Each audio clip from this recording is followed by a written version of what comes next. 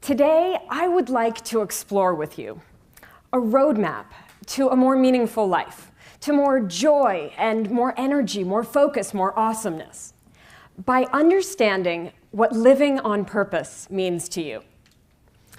So that word purpose is in the cultural and corporate zeitgeist, right? We've heard it several times. But it's one of those slippery big concepts that's kind of hard to pin down. And perhaps maybe you've done some exercises on purpose, right? Maybe you have done them and then put them away for later. Or maybe when you've thought about the concept of purpose, you've thought, yeah, that's for other people. That's for older people or younger people or richer people. But today I want to light a fire under you because there is a real human cost to not living on purpose. Maybe it's the headaches or the muscle pain. Maybe it's that feeling of overwhelm or like you're headed toward burnout. Maybe it's that every day you're doing all the things that you have to do, but none of the things that you want to do. So I'll say it again. Today I want to offer you a roadmap to a more meaningful life by understanding what living on purpose can actually mean to you. And to do that, I'm going to do it in 3 parts. First, we're going to define purpose in normal human terms. Then I'm going to give you a quick exercise as a way to kind of set you off on your path, a first step toward living purposefully. And third, we are going to look at the emotional reasons and the practical reasons that hold you back when you try to make behavior change and when you try to live purposefully. We're going to look at some of those uncomfortable feelings that often get in the way. But first, let's define purpose.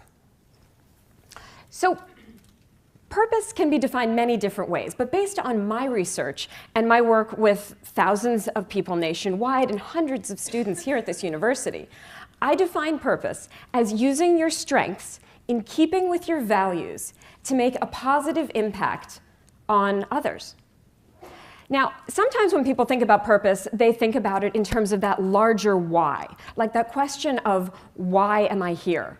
Or what was I put on this earth to do? And those are really, really valid, good questions.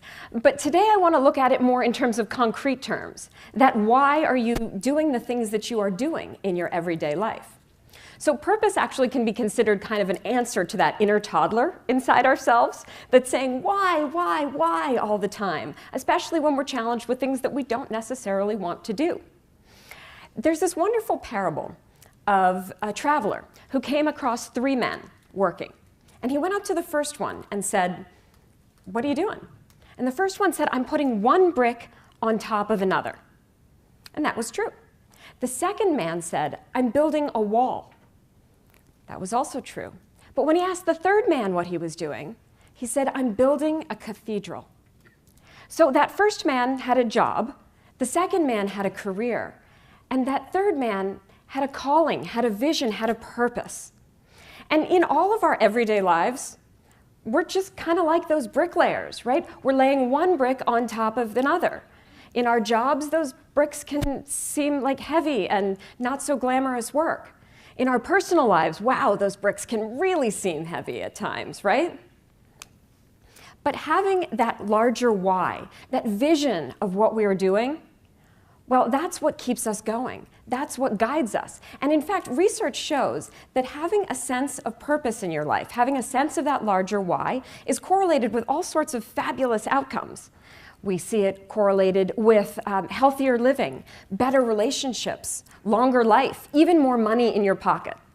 So hopefully I've begun to convince you that purpose is a good thing, is something that we really want to highlight in our lives. And then you may be asking, great, now, so how do I do it? Well, that's the second thing that I want to look at today. So a concept like purpose is big and amorphous. And research tells us that when we have these big ideas, we need to break them down into smaller steps. And that turns a kind of daunting task into hopefully a more pleasurable exploration of possibilities. So I'm going to give you an exercise that you can either do right now here with me, or you can take home and do for later. I'm going to ask you 3 questions. And we're going to put it together all into a little bit of a purpose statement at the end. So the first question is, what do I value? What's meaningful to me? What do I care about? Now, this is actually a pretty tough question because oftentimes we think of all the things we should do rather than the things that we actually want to value ourselves. And we get all sorts of messages from many other places. But asking yourself, what do you value? Do you value perseverance? Do you value personal responsibility? Maybe it's unity with nature. Think about 3 core values that you have that kind of drive what you are doing in your life or that you want to have driving what you're doing in your life, and jot them down. Next question, what are you good at? What are your gifts? Now, when I think about this question, I think of it not necessarily in terms of can-do skills, but in terms of want-to skills. So for example, I can pack a suitcase like a champ, but that's not something I'm going to list as one of my gifts. It's not something I want to do every day, right? So what are the things that light you up inside that you're good at? Maybe it's performance. Maybe it's seeing possibilities. Maybe it's making connections among other people. Think about 3 gifts. And then the last thing, think about who you want to have a positive impact on. Do you want to positively impact your family and your friends, your community, a particular social cause? What do you want to use your gifts in keeping with your values to positively impact? When you have all 3 of those, now we get to play a little bit of a Mad Libs game. We get to put all of these phrases together. So you're going to have a total of 9 phrases, and we can put them together in a sentence that goes something like this. Because I value, and then you put in your values, I will use my gifts to positively impact the lives of, and then you go for whoever you want to positively impact. Now, if you do this very simple exercise, you have already taken a first step toward a roadmap to living more purposefully, which is good, okay? So when you take small steps, you boost your self-efficacy.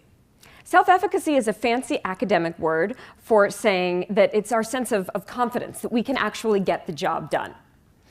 And when we boost our self-efficacy on small tasks, it actually gives us the energy to tackle larger tasks.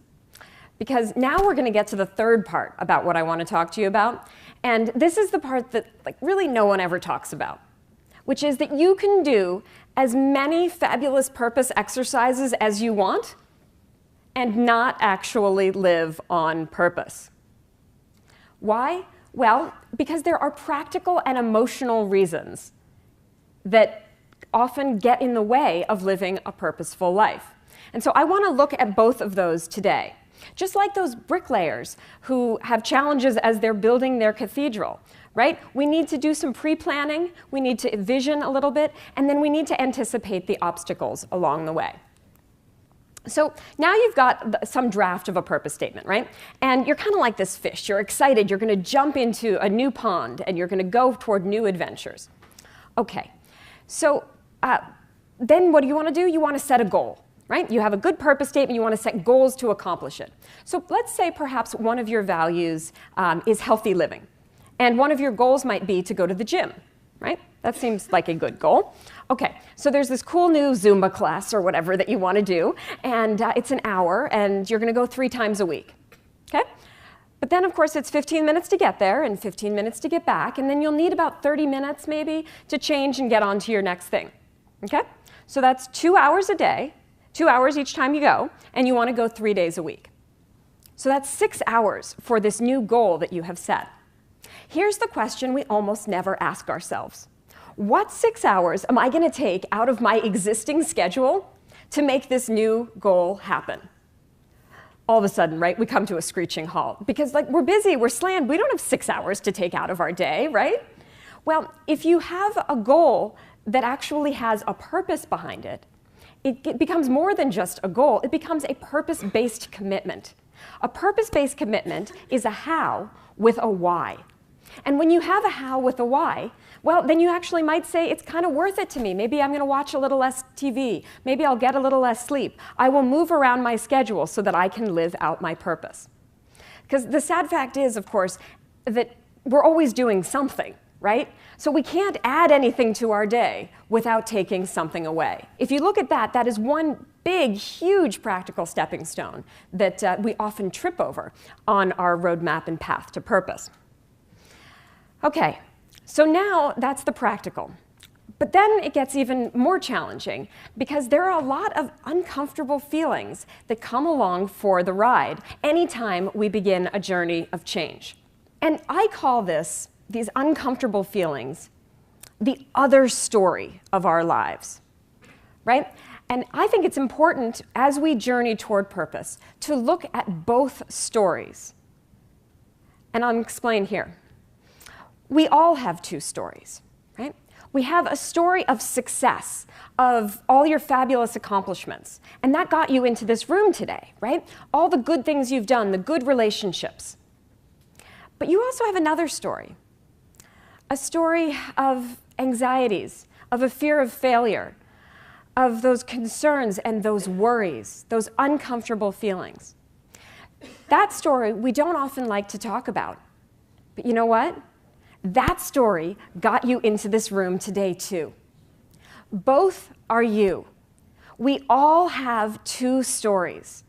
And as we journey on this path to purpose, we need to embrace both of them, because guess what? It takes a heck of a lot of energy to suppress one story all the time. It takes a huge amount of energy to try to run away from those anxious feelings, to try to pretend that everything is perfect all the time. If we can embrace both stories of our lives, then in fact, we free ourselves up to have more energy to put toward our purpose. We free ourselves up for more joy, more fabulousness in our own lives. And I know this because I have two stories. So I went to Princeton. I went to Oxford. I got my PhD there. I have 3 beautiful children. I write books. I give big speeches. I have a wonderful community of friends and family. That's one story of my life, and that is me. But this is also me. From a young age, I really felt the pressure to succeed. I felt the pressure to be perfect. And as I grew up, my inner critic became the size of Godzilla. And I did hide it mostly behind a very well-practiced smile. But as I entered my professional life, some people said that that was getting a little brittle. They called it the Christine show because it didn't seem like the real me. My anxiety increased. And all of a sudden, I started getting angry. Like, you know that kind of anger when you're talking through your teeth? Because you worry that if you actually open your mouth to talk, then like the monster's gonna come out? Yeah, that was me. I was teaching classes on happiness, but I wasn't happy. I was often called a superwoman, but I was in part using my superpowers of organization and focus to outrun my demons, to outrun my anxieties and my fears. It got so bad that I could no longer run anymore. And when I had to stop, and when I had to look at both of my stories and realize both of those stories were me, an amazing thing happened. I realized that the stories of the story of anxiety and fear, well, you know, that quest for perfection actually fueled my career. And that sense of potentially like overzealous personal responsibility, yeah, well, that helped me accomplish everything that I accomplished and also build my family. When I learned to stop running from that other story and embrace it as the whole messy me, all of a sudden, I was released. I could like be my normal, silly, joyful self because I wasn't always trying to suppress a huge part of me. All of us have two stories. And on your path to authentic purpose, I encourage you to look at both of them, to embrace both of them, because then you can have the ability to move forward. Just think about it. More collaboration, more listening, more delegation, more love, more moving forward. All of these things can be possible when you embrace both of your stories. And to do this, I added a little bit more to my purpose statement exercise. I realized that that first part wasn't enough.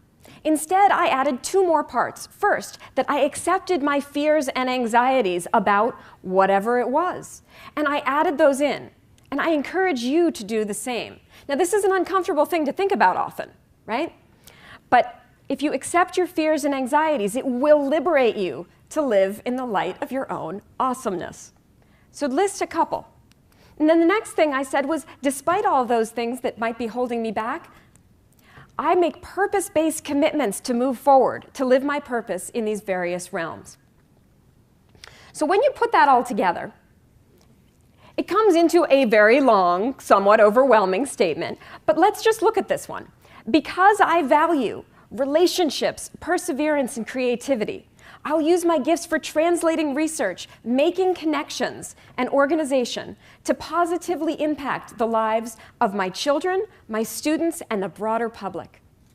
I accept my fears and anxieties about not being perfect enough, about maybe being a fraud and letting my loved ones down, and still today make purpose-based commitments to synthesize academic research into real-life application, to care for myself, as well as my loved ones, and to bring transformative ideas to as many people as possible. Wow! When I look at this, I am totally inspired. I say, yes, that is me, the whole messy, awesome me. And I feel the desire to move forward and to make it really happen. I hope that you yourself will challenge yourself to do a similar exercise, and that you too will feel equally inspired when you get there. Now, on this journey that we're on, we're like the bricklayers, putting one brick on top of the other as we build our cathedral. And you have several choices as you make this journey. You can embrace your gifts, and you can use them out of a sense of fear, right? Out of a sense that we have to do these things, that we have to hide a part of ourselves.